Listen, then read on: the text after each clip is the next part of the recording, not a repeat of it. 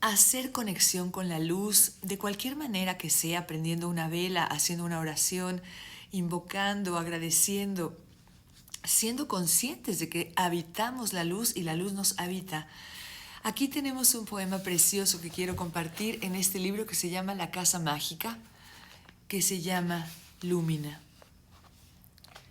A ese dulce cielo, a las esencias que habitan con soberanía la galaxia, a ese uno que es todo, a quien lo crea y en nosotros viven sus creaciones, a esa energía que hace crecer y amar y multiplicarnos.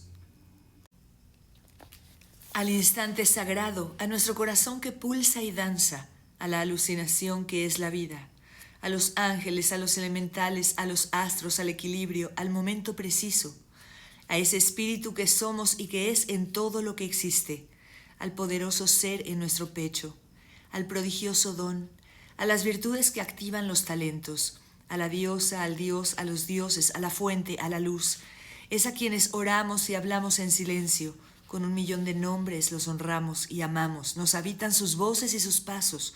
Es con quien caminamos encima de las nubes, en puentes de diamantes, en artes y virtudes. Genio hecho de verdades, dentro del ser hay códigos de alquimia, algoritmos de amor en las arterias, luz infinita de poderosa estirpe, números multidimensionando los destinos. Magia en la paz de las estrellas que cumplen los deseos. Mágica voluntad al dirigir los ojos a los sueños. Voz que diseña milagros. Árbol de epifanías, conexión de raíces cristalinas.